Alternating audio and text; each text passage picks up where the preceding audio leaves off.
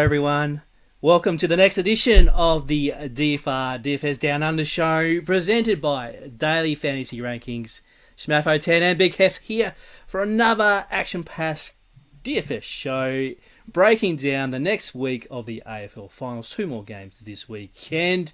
Plenty of action also outside of AFL DFS with the Spring Racing Carnival also hotting up. As always, Big Hef's here for the show to break down all the news and reviews of DFS in Australia. Mate, how are you tonight? I'm heartbroken, but I'm here, Smatho. That's the important thing. Less said about the footy last week, the better, I think, even though we nailed a couple of little plays, so hopefully someone made a bit of money off them, because I know I didn't. But, yeah, we go around again this week. We do go around again, and as he said in the pre-warm-up show, you did burn your 2 free tickets from Draft Stars last week, which is a bit disappointing on that Friday night. And then obviously on Saturday night, you dirty right up with the Eagles losing.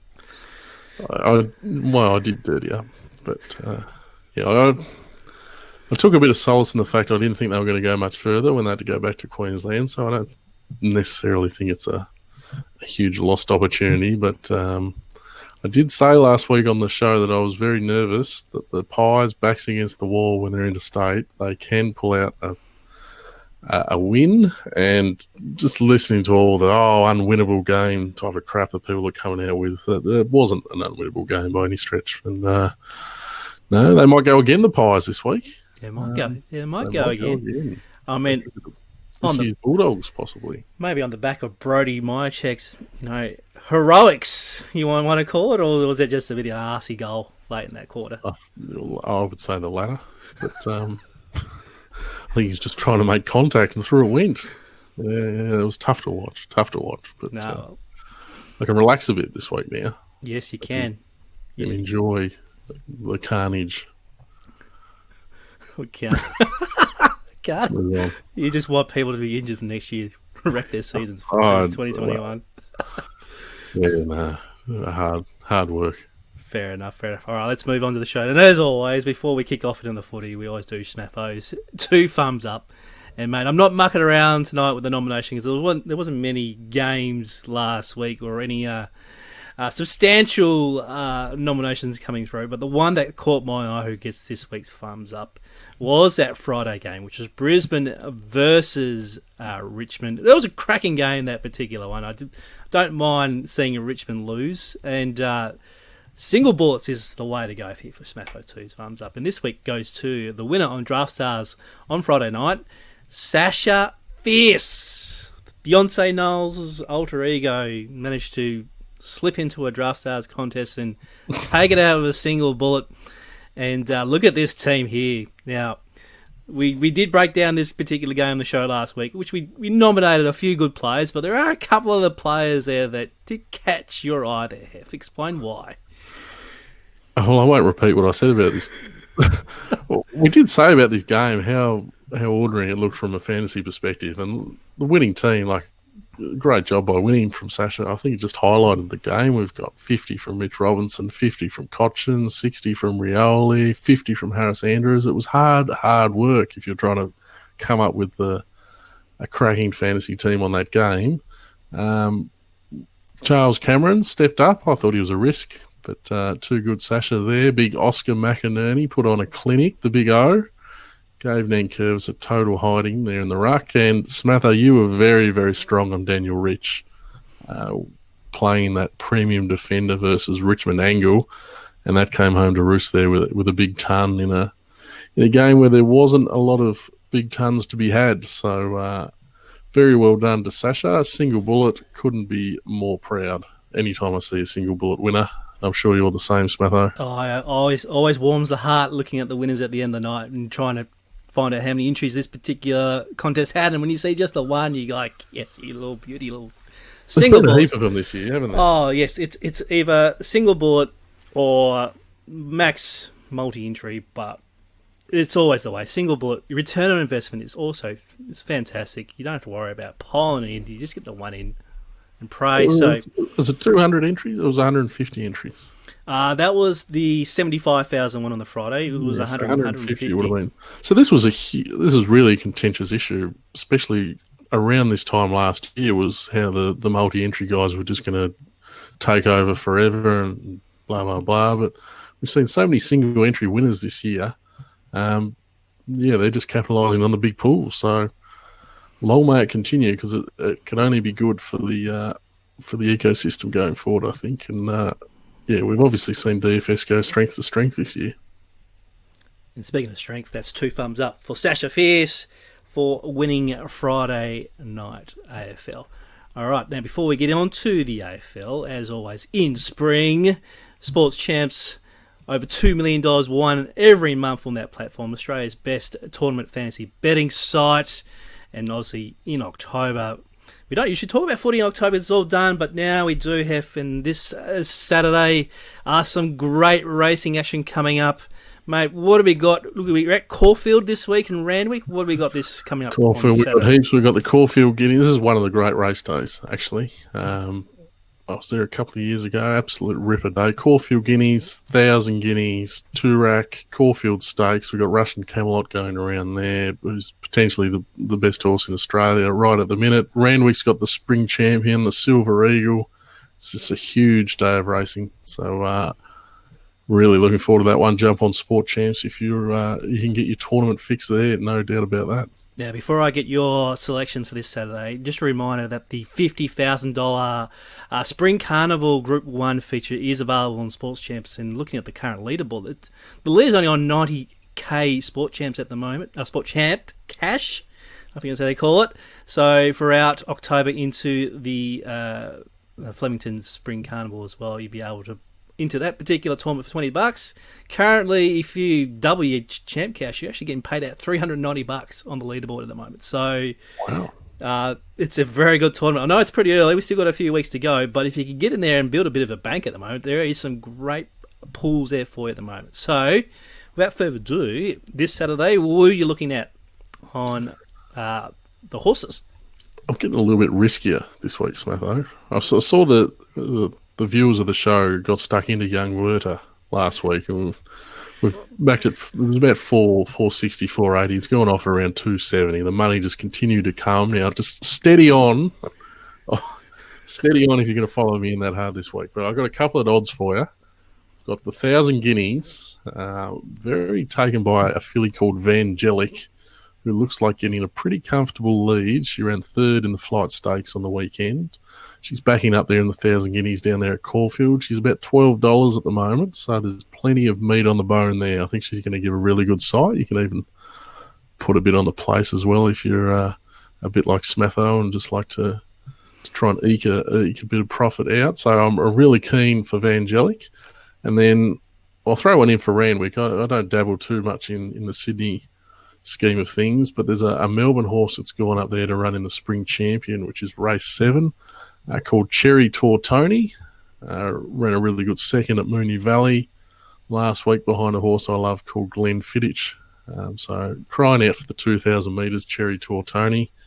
The old tragics will recognise the Tie the Knot colours. We could be looking at another Tie the Knot with Cherry Tortoni. So he's about 650 at the moment. Hopefully we get one of them, and that'll give you a nice old kick along to the bank. If you want to play it safe, you could chime in the $1.55 Russian Camelot, I guess, in the Caulfield Stakes. But that's they're my two, Smatho. Now, you make sure you also get on to dailyfantasyrankings.com.au and go to your profile and make sure you put your SportChamps username in for all those DFR ranking points. And there's one guy I've been catching quite lately who you'll be seeing scrolling along the bar down at the moment. He's coming up as Russ. He's been getting dominators left, right. Russ 88. Look, it hasn't come up on my screen at the moment. I'm just going to make sure it comes up. But he's getting dominators. And when you get a dominator on the DFR side, it means that you won 3 tournaments on the same day. So not just 1 or 2, but 3, right? He's achieved 7, right, dominators. Russ 246. There we go. Here he comes here, 246. In the last week, he's actually won 3 dominators. So, on SportChamp, he's just been piling in into any tournament. Well, I wouldn't say all the tournaments, but he must just get on there and just win the pools that are available, racking up the wins.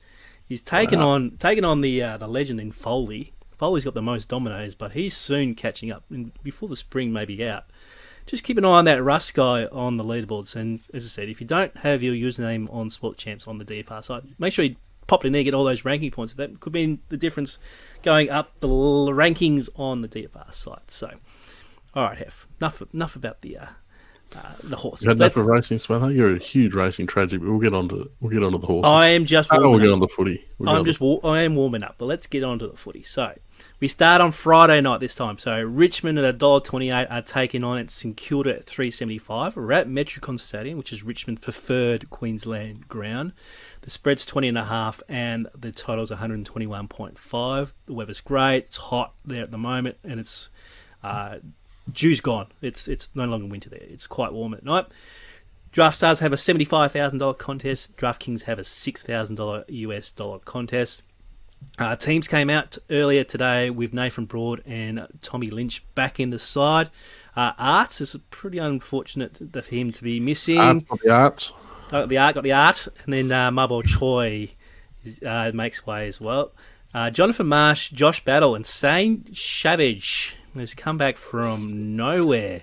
Imagine playing a final and your ins have got Jonathan Marsh and Shane Savage, and it's just bizarre, isn't it? It is bizarre, but unfortunately we've lost Paddy Ryder, who played a pretty good game last week with a hammy. Ben Long, should have been suspended. I'm not sure why they were trying to get him off. And Jake Carlisle has another baby, so he is out of the bubble and no longer with the Saints. As always, if you check out the free tools on the Daily Fantasy Rankings website, you'll be able to check out our cheat sheets. But the most important, the points against. That's what you will be looking at first. And we touched on this last week, Hef. Premium backs against Richmond. You pile into those. Daniel Rich style. That hasn't changed since last week. So let's have a look at the premium backs for the Saints. Also, we mentioned last week that you target Ruckman against the Tigers. And look what Big O did. He had a field day as well. So it got me thinking that Rowan Marshall without Paddy Ryder is starting to become roses in this particular matchup. If you look at the terms of possessions accumulated and given up, they're pretty much the same. All right, so this could be a more even contest apart from those couple of little edges that you can find there from the tools. So, Hef, the Tigers are big favourites in this one to progress to the prelim, but this should be a bit of a closer matchup than that should be fantasy-wise. What are your initial thoughts of this one? Let's just talk about... It was always the easiest system betting on footy was backing the losers in the first week of the finals when they came up against the winners in the second week. It used to just be every year the two teams that lost, they would win. And if you look through the stats, it's probably a really overwhelming number of teams that back up and win the second week. But just in recent years, it is possible for these teams to get knocked off, which has just been a bit of a pattern in sort of the last 6 or 7 years that it happens a little bit more often than what we were getting used to. So obviously Richmond deserve to be favourites. Interesting point, though, early in the year, Saints beat the Tigers, Magpies beat the Cats. So it's not impossible for the Saints to knock off the Tigers, but it's going to be hard with that loss of Paddy Ryder. I think that's a massive loss. It's going to be hard with that loss of Carlisle. Richmond deserve to be favourites, but St Kilda have a bit of a profile like Brisbane, actually, given what they give up fantasy-wise. Obviously a bit of a different team footy-wise, but in terms of fantasy, I think we're going to see a pretty similar type scoring in terms of positions and stuff to what we saw last week between Brisbane and Richmond. So, I'll be going in with a similar angle, I think, this week. All right, fair enough. All right, let's start with the breakdown of this particular game, and as always, we're in the rucks to start with, and as I've alluded to, you need to target the Tigers here, but I'm going to cast your mind back to round 4 this year when we had a solo Rowan Marshall going against a solo Toby Nankervis. And everyone piled into Rowan Marshall that day in Saturday slates. He was most popular, and he got outscored. 89 fantasy points to Nankervis' 118. He was criminally unowned. So this is not a fait accompli by any stretch of the imagination here for this particular matchup. But would you try and bank the savings on Nankervis and hopefully he pops for that? Or can we pay up for Marshall? Look, I prefer to go with Nankervis personally. We talk about targeting Richmond rucks, which Nankervis, we've known for years that he can give up a lot of points. But before St Kilda went and added Paddy Ryder to the side, we were also targeting Rowan Marshall last year. So while their numbers they still look a pretty reasonable team to play a ruckman against this year on the numbers, St Kilda, but with no Paddy Ryder there and Marshall doing the majority of the rucking, let's just not forget how often we were keen to take on Marshall last year. So I think it's a game where both rucks are going to be, well, as you talked about round 4, Nankervis led the Tigers and Marshall was the second most high-scoring player for St Kilda. So I think we're going to see both ruckmen right at the top of the charts again, but I think with that nearly $4,000 difference and a slate where there's not a huge amount of cheaper players to use, I think Nankervis is the way to go in the ruck here. No, fair enough. All right, let's move on to defence. And I don't think the Saints have that Daniel Rich kind of premium back from last week, but maybe Nick Cotfield, maybe possibly Hunter Clark can step up in that particular role. I mean, they're solid fantasy players, but I don't think they have the ceilings to break the slate. But if you look at the cheat sheet on the DFR site, they're actually projected more than the more expensive options such as Hooley and Vlosten for the Tigers. So can we have any confidence in Saints' backs over the Richmond?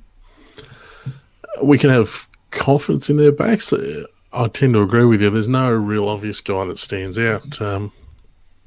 Caulfield doesn't have a great ceiling. I suppose he's thrown in a couple of 80-plus games there this year, which is all right at 11K. Hunter Clark's pretty similar.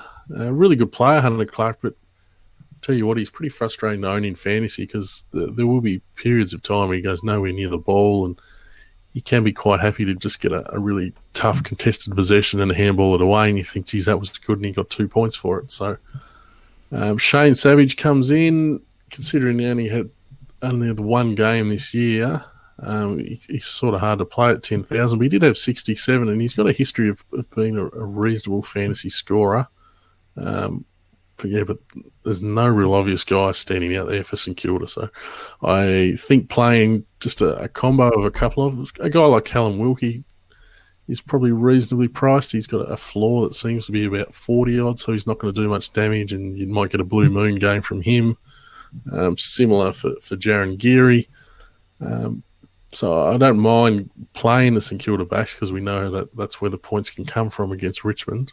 But I do like a couple of guys from Richmond. I'm going to go back to the well on Shane Edwards. Talked him up last week. He came to the party with a massive 36. Yes.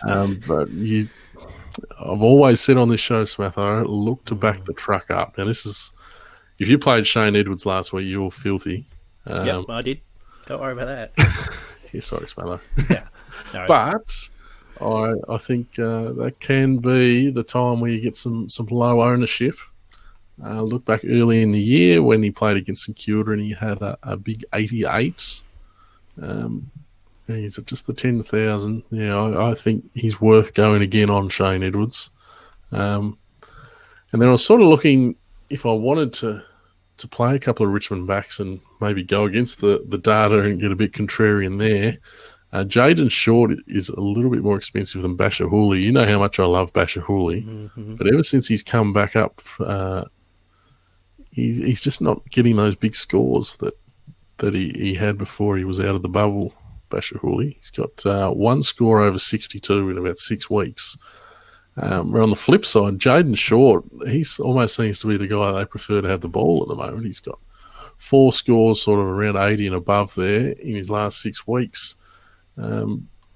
So I almost want to look at pairing Jaden Short there with Chichi Edwards if I'm going to take a Richmond view of my back line. Yeah, you would think that like a Hooley David Asprey pairing could be popular, especially Asprey. He's great form at only 9.2, so Yeah, if you want to be very contrarian, just go up to Edwards and Short. You'll have them at surely some single-digit ownership, especially with whether we can afford them is going to be the issue. But that's correct. Yes. I notice you like Asprey. So he's reasonably priced, Asprey. We talked last week about Buse when he was going to be popular, and thought, do you want to play Buse when he's popular? And he threw in a little 40 burger or something. So sort of a similar situation with Asprey. He's a reasonable play in a vacuum. If he's popping on all the crunches and all of a sudden he's really popular, then maybe he's a guy that I want to stay away from. But it's a decision you've got to make.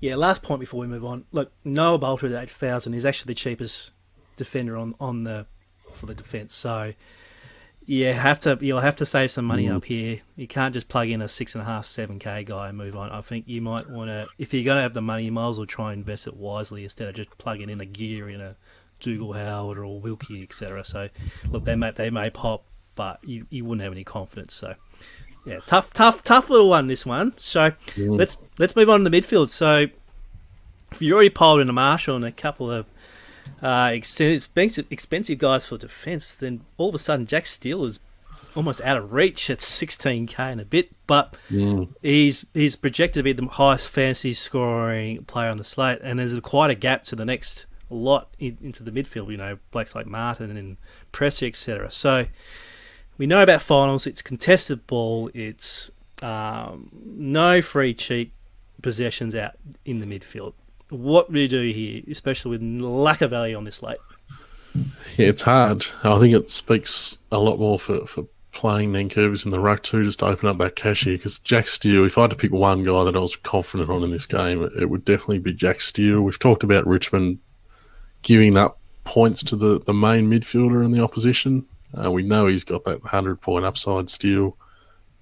If you can fit him into your teams, I don't think he'll let you down. So I'll be trying to fit Steele in on that basis, because we've only got the one guy we've got two guys under 10K here in Sinclair and Pickett, but they're both over 9.5. So we've got to spend at least 40K here in our four midfielders. Obviously, we've got to spend a bit more than that. So if you look to use Shane Edwards instead as a midfielder to try and save a bit of money on your defence, I think that's an option here. There is a fair bit of option around that 11 to 12K mark. Bolton, we sort of did put a bit of cold water on Bolton last week, and he only got 49, but he still seemed to get plenty of time through the middle of the ground to me, Bolton. So I think, I think he's worth sprinkling. I'm not wanting to avoid Bolton. Jack Graham is an obvious one, who stepped up with 82, as you mentioned. Built for finals footy, Jack Graham. Seems to step up to the case. You remember his huge game in the grand final a couple of years ago. And obviously Trent Cotchin's there as well. I can't really give you a great push for all of these guys. They just sort of are what they are. We don't have any great angles to find someone who's underpriced or overpriced, I don't think. Do you think anyone's going to go to Dusty Martin? No. I don't know, possibly Ross or Sinclair, but they're not really the hard run with types. I think the coaches just let these guys go. I reckon whoever's on the moment. So I don't think you have to worry about taggers. No, I tend to agree with you there. So Dusty would have let a few people down last week there against Brisbane. 14K. I don't think Dusty Martin lets us down 2 weeks in a row very often. No. Especially at a very generous favourite too. I think you might need plans to have him, at least to have him in your forward line, if not in your midfield, and try and suck it up everywhere else. Look, this is pretty tough. What about any Saints options? He'll look good. He always looks good dashing on the wing, but it doesn't really turn that into fantasy points because he's not in an unders. Dan Hanbury's had a couple of back now, but his form is no good. He did have a 58 last week. Billings seems to be the forgotten one now because he's just not scoring anything over 60 anymore. Billings? Yeah, He might come good one game, but he's running out of chances. And then Zach Jones at 12,760, a couple of 50s there as well. So this is not great, but you have to choose 4 of these guys. I know it's bloody difficult, Smatho.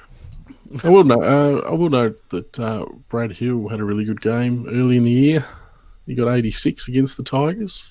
But like you say, he's an outside midfielder. When finals, they don't really lend themselves to his type of player. So he might break the gate open, but he might only get you 60. So yeah, it's really hard work picking the right guys through the middle of the ground here. I think.